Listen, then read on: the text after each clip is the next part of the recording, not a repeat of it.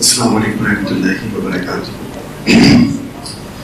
اللهم صل على سيدنا مولانا محمد وعلى آله وبارك وسلم. السلام علیکم یا سیدی رسول. دل کی اتھا گہرائیوں سے مبارکباد پیش کروں گا ان نوجوان افراد جو لوگ اس بیڑے کو اٹھایا اور ماشاءاللہ نہایت خوبصورتی سے بیان کر رہے تھے. جوش، جذبہ، تڑپ، اخلاص، جلن الفاظ میں آیات تھی. اور میں دیکھ رہا تھا کہ ہم کہتے ہیں کہ کوئی قوما پاز کے بغیر مسلسل گفتگو تھی، اور ماشاءاللہ اس بات کا اظہار تھا کہ اس موٹو کی ہے کہ نام نہیں کام چاہیے. مجھے کچھ شناسہ چہرے اب نظر آئے ہیں. دراصل مجھے کال کی گئی، مجھے بتایا گیا اس کا کاز کہ اس کاز کے لیے ہم کام کر رہے ہیں دیگر مصروفیت کے باوجود کہ اور اس علاقے سے ناواقفیت کے باوجود. صرف جیسے فرقان صاحب فرما رہے تھے کہ وقت کی ضرورت ہے، ہمیں سوچنا چاہیے، تو دل نے کہا کہ ضرور یہاں جانا چاہیے اور اسے گفتگو کرنی چاہیے. میرے پاس بہت وقت مختصر ہے. سرور عالم صلی اللہ علیہ وسلم کی سیرت کے حوالے سے گفتگو ہے اور نوجوان حضرات موجود ہیں. میں صرف 2 پیغام آپ کو دینا چاہوں گا. پہلے تو یہ سمجھ لیجیے کہ انسان کی جب زندگی گزرتی ہے، جب ہم زندگی گزار رہے ہوتے ہیں تو اس کے طرز زندگی 2 ہوتے ہیں.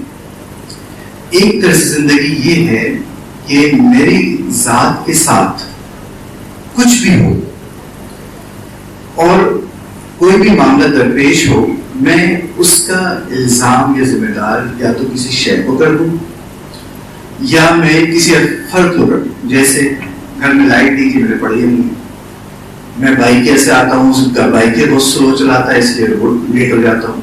مہنگائی بہت ہے اس لیے خاندان پورا نہیں ہوتا، اور کیونکہ میں جاب کرتا ہوں تو پڑھ نہیں سکتا. یعنی اپنے تمام مسائل میں اپنے آپ کو مائنس کر دیا جائے اور دوسری کسی چیز کو، دوسری کسی شخص کو وجہ بنا دیا جائے. یہ طرز زندگی آپ لوگوں کو پیسو بنا دیتا ہے، ڈیپینڈنٹ بنا دیتا ہے. اور اگر ہم بالکل آغاز پہ جائیں، ابتدا میں جائیں، تو ہم دیکھیں کہ قرآن پاک اس کی شاہد ہے کہ جب اللہ تعالیٰ نے ابلیس سے کہا کہ بھائی سب نے سجدہ کیا، تم نے کیوں نہیں کیا سجدہ، تو ابلیس کا جواب یہی طرز عمل کا عکس تھا. اس نے کہا الہی تو نے مجھے معذرت گمراہ کر دیا. تو دوسرے الفاظ میں، کیونکہ میرے پاس وقت کم ہے، میں الفاظ کو بھی سمیٹوں گا، آپ کو جلد بتاؤں گا کہ ابلیس کا طریقہ یہ ہے کہ الزام کسی اور پہ ڈال دیا جائے. اگر آپ آدم علیہ السلام کی دعا دیکھیں، ربنا ظلمنا انفسنا، یعنی دوسرے طرز زندگی یہ ہوتا ہے کہ I am responsible of whatever happens in my life. زندگی میں میرے ساتھ کچھ بھی ہوتا ہے اس کی ذمہ داری مجھ پر ہے. I am the cause of this.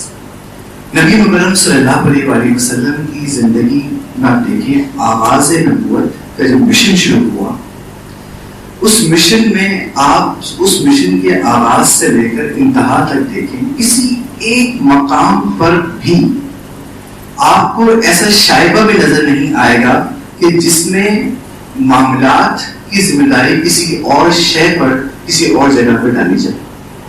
آپ ریزنز کی طرف ہے، کازز کی طرف ہے.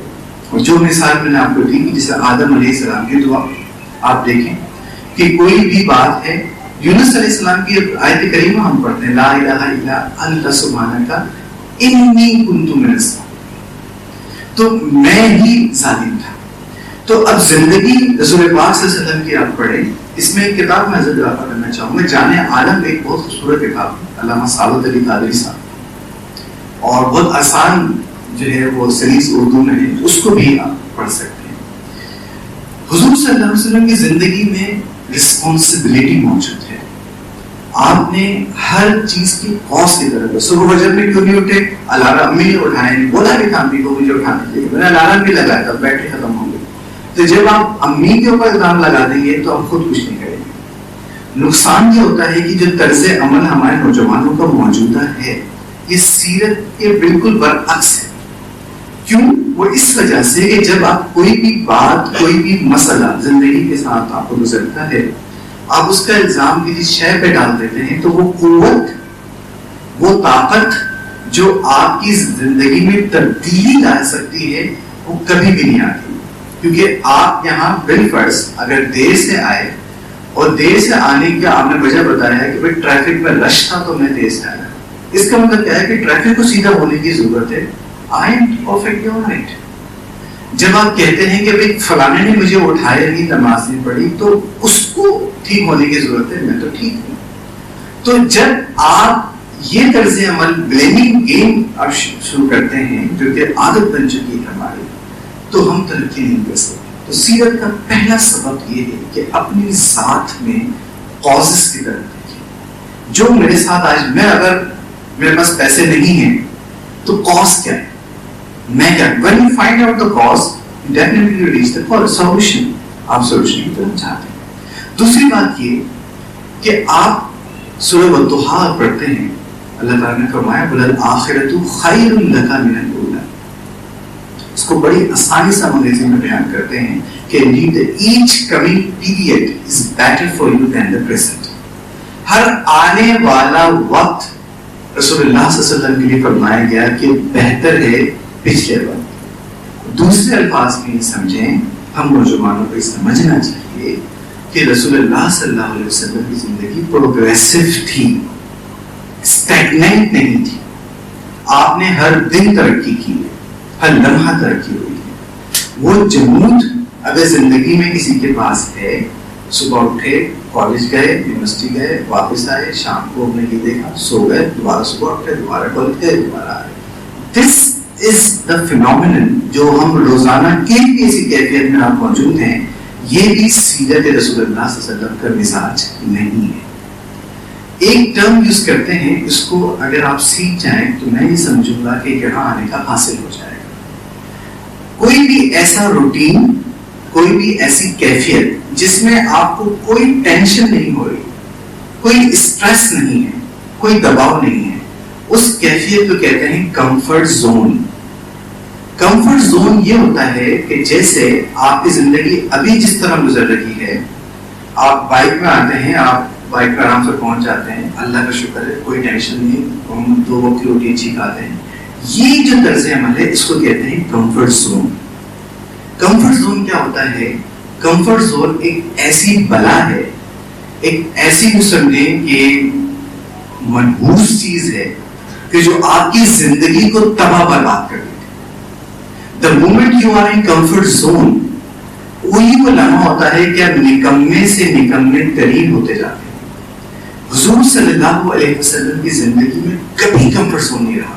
آپ صلی اللہ علیہ وسلم مدینہ تشریف لے کر آئے، انصارت موجود تھے، صحابہ کرام تھے، اچھی طرح آپ کی سارے وہ جو نصرت مدینے میں ملی مکے میں نہیں تھی، تو کیا آپ آرام سے بیٹھ گئے؟ نہیں. اس بات دیکھیں موجود تھے، مسلسل جدوجہد جاری ہے. تو مسلسل آگے بڑھنا، مسلسل جدوجہد کو جاری رکھنا، اپنی زندگی میں موجودہ حالت سے بہتری کی طرف ہر وقت سوچنا، یہ ہے سیرت رسول کی ایک تعلیم جو نوجوانوں کے لیے. یعنی اگر آپ کے پاس بائک ہے اور آپ کی زندگی میں آپ سمجھتے ہیں مجھے ضرورت نہیں کہ میں گاڑی لوں، تو زندگی میں کبھی بھی گاڑی نہیں لے سکتے.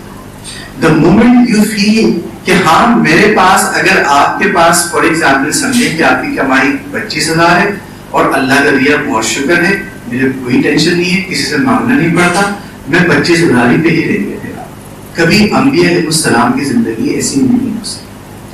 آپ کو 2 کام کرنا ہے اگر آپ واقعتاً سیرت رسول صلی اللہ علیہ وسلم کو فالو کرنا چاہتے ہیں. تو پہلی چیز زندگی میں اپلائی کریں، come out of blaming game. سوچیں کہ میرے ساتھ مسائل یہ ہیں، تو اس کی وجہ کیا ہے؟ جہاں سے میں یہ آیا، یہ فلانے کی وجہ سے، فلانے کی وجہ سے. اپنے آپ کو کلک کیجئے کہ یہ جو طرز عمل ہے یہ شیطانی ہے، یہ انبیاء اور فرشتوں کا نہیں ہے. دوسری بات، آپ یہ یقین کر لیں کہ زندگی میں ترقی کے لیے آپ کو پروڈکٹیو ڈسکمفرٹ چاہیے ہوتا ہے. آپ کو پروڈکٹیو ڈسکمفرٹ جب تک آپ کی لائف میں نہیں ہوگا آپ ویسے ہی رہیں گے جیسے موجود ہیں, آئندہ 10 سالوں تک ویسے ہی رہیں گے. ہم یہ دیکھتے ہیں کہ مجھے یہاں اس فورم میں کہنا نہیں چاہیے, لیکن ہم اگر مساجد کو دیکھیں تو ہمیں بہت کمفرٹ زون میں ہمارے امام اور مؤذن اور یہ لوگ نظر آتے ہیں. جیسے جو کمفرٹ زون مجھے اس اسپیکر میں نظر نہیں آیا, انہوں نے ان کی اسپیچ میں, ان کے بیان کرنے میں تھا کہ میں جب آج یہاں ہوں تو اگلے مہینے مجھے کچھ اور کرنا ہے. یہی ایک مزاج ہے جو سیرت رسول صلی اللہ علیہ وسلم کا ہے. بہت سی کثیر مثال میں ایسی موجود ہیں, آپ دیکھ سکتے ہیں. لیکن آپ کو جو ایک میسج یہاں سے لینا ہے, اپنی روٹین دیکھیں. اس روٹین میں اگر آپ صبح فجر کے لیے 6 بجے اٹھتے ہیں اور آپ کو الحمدللہ کوئی مسئلہ نہیں ہوتا, تو اس کا مطلب کیا ہے کہ آپ کمفرٹ زون میں 15 منٹ پہلے لیا ہے. کوشش کریں کہ میں کمفرٹ زون میں تھوڑا سا پہلے لیا. مشکل ہوگی, یہ جو مشکل ہے یہ آپ کو تہجد کی نعمت دے دے گی, اور یہ ہے ترقی کا آغاز. ایک ہفتے آپ کو مشکل ہوگی, پھر آپ کا کمفرٹ زون کیا ہو جائے گا, 5:45 بجے اٹھنا. یہی آپ کا کمفرٹ زون ہو جائے گا. اسی چیز کو آپ اپلائی کریں مختلف جگہ پہ, کہ جہاں جہاں آپ جس معاملے میں پرسکون اپنے آپ کو محسوس کرتے ہیں, یہ سکون کی حالت زہر قاتل ہے آپ کی زندگی کے لیے. اس سے آپ نکلیں, اور یہی سیرت رسول صلی اللہ علیہ وسلم ہے, یہی سیرت صحابہ کرام ہے, یہی سیرت اہل بیت اطہار ہے, یہی ہمارے اسلاف کی سیرت ہے. وہ کبھی چین سے سکون سے ٹیک لگا کے بیٹھے نہیں, جہد مسلسل. اللہ تعالیٰ سے دعا ہوں کہ جس مشن کا آغاز کیا جا رہا ہے, کیا جا چکا ہے, اللہ تعالیٰ ترقی دے. کام چھوٹا بڑا کچھ نہیں ہوتا, کام کل پرسوں ترسوں نہیں ہوتا. کام وہ ہوتا ہے جو آج اور ابھی کیا جائے. کام وہ ہوتا ہے کہ جو آپ نے جس کا فیصلہ کر لیا. ہمارے دین میں ناؤ کا کانسیپٹ ہے, ہمارے دین میں ٹمورو کا کانسیپٹ نہیں ہے. ہم یہ سمجھتے ہیں, ہم پر یقین ہوتے ہیں کہ ہم غیر یقین ہیں. مجھے نہیں پتا میں اسٹیج سے اتر پاؤں گا نہیں کر پاؤں گا, کیونکہ میری موت کا نہیں پتا.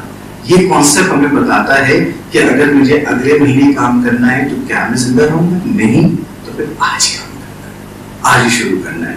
چنئی کا ماشاءاللہ بہت اچھا بیان کر رہے تھے, کیونکہ ہم ڈاکٹریٹ لیول پر ہر چیز کو فارمولیٹ کرتے ہیں, ریسرچ پہ ہم دیکھتے ہیں, تو ہم یہ دیکھتے ہیں سب سے پہلا کام یہ ہوتا ہے کہ یہ کام جو ہم شروع کرنے جا رہے ہیں کون کون کس طرح سے کر رہا ہے. جو کر رہا ہے اس سے رابطے کی صورت, اگر 100 کے بجائے 5% شروع ہو گیا, دیٹ از دا سکسیس. یہی فرسٹ اسٹیپ ہوتا ہے سکسیس. اور کوئی کام ٹھا کر کے نہیں ہوتا, ہر کام گریجول ہوتا ہے. اللہ تعالیٰ توفیق عطا فرمائے.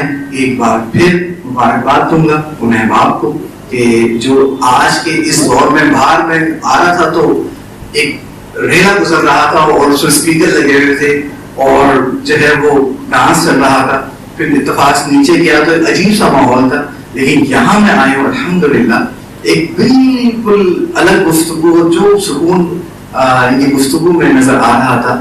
مجھے اسی بات کا اندازہ ہے کہ اگر یہ استقامت کے ساتھ چلتا رہا, یوں ہی ذہن سادی ہوتی رہی, تو انشاءاللہ there will be a change. جزاک اللہ. Thank you.